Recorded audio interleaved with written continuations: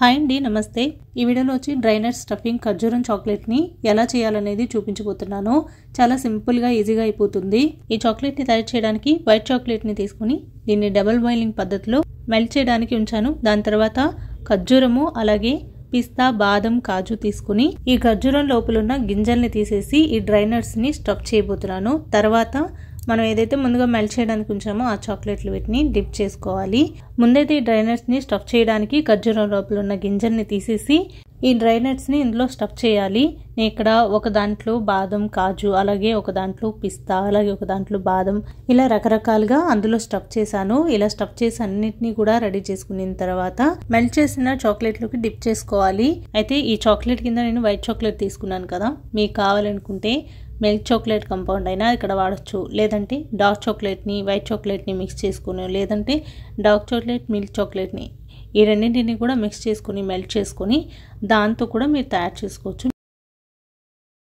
లేదు అంటే పూర్తిగా డార్క్ చాక్లెట్తోనే మీరు దీన్ని తయారు చేసుకోవచ్చు. అలాగే మీకు ఏ కాంబినేషన్ నచ్చుతుందో దాన్ని మీరు కంబైన్ చేసుకొని మెల్ట్ చేసి చాక్లెట్స్ని తయారు చేసుకోవచ్చు. ఇలా అన్నింటినీ కూడా ఒకదాని తర్వాత ఒకటి స్టఫ్ చేసేసి నేను తీసుకున్న ఖర్జూరాల్లో అన్నింటిలోనూ నట్స్ని నింపిన తర్వాత నేను ఏదైతే చాక్లెట్ డబుల్ బాయిల్ పద్ధతిలో ఉంచానో అది కూడా మెల్ట్ అయిపోతుంది. ఇలా నేను డబుల్ బాయిల్ పద్ధతిలో దీన్ని మెల్ట్ చేశాను కదా, ఇది కొంచెం బాగా మిక్స్ చేస్తే ఆ వేడికి కరిగిపోతుంది. దాని తర్వాత ఈ కన్సిస్టెన్సీలోకి ఇది వస్తుంది. ఈ చాక్లెట్ పూర్తిగా తయారైన తర్వాత చూడడానికి బాగుంటుందని కొబ్బరి పొడిని తీసుకున్నాను. ఈ పొడిలో డిప్ చేసిన తర్వాత కోట్ చేసుకుని తర్వాత ఫ్రీజ్ చేసుకోవాలి. ఇలా చాక్లెట్లో ఖర్జూరాలని డిప్ చేసిన తర్వాత దీన్ని తీసుకెళ్ళి మళ్ళీ కొబ్బరి పొడిలో ఇలా కోట్ చేసుకున్నాను. చేసిన తర్వాత ప్లేట్లో పెట్టి ఫ్రిడ్జ్లో ఒక అరగంట పాటు ఉంచామంటే సెట్ అయిపోతాయి. దాని తర్వాత వీటిని సర్వ్ చేసుకోవడమే. పిల్లలైనా పెద్దలైనా ఎవరైనా కూడా వీటిని తినొచ్చు. అలాగే ఈ చాక్లెట్ని ఎక్కువ క్వాంటిటీలో చేసుకొని నిల్వ చేసుకోవాలి అంటే మాత్రం శుభ్రంగా ఉన్న ఎయిర్టైట్ కంటైనర్ గ్లాసర్లో వేసుకొని ఫ్రిడ్జ్లో గాన ఉంచాము అంటే వారం 10 రోజుల వరకు వీటిని తినొచ్చు. ఇలాగా డ్రై నట్స్ స్టఫింగ్ ఖర్జూరం చాక్లెట్లు అనేవి తయారైపోతాయి.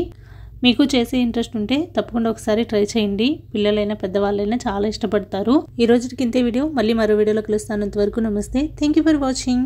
ఈ వీడియోకి సంబంధించి ఏమైనా డౌట్స్ ఉంటే కామెంట్ సెక్షన్లో అడగండి. అదేవిధంగా మీకు ఎలా అనిపించిందో అనేది కూడా తెలియచేయండి.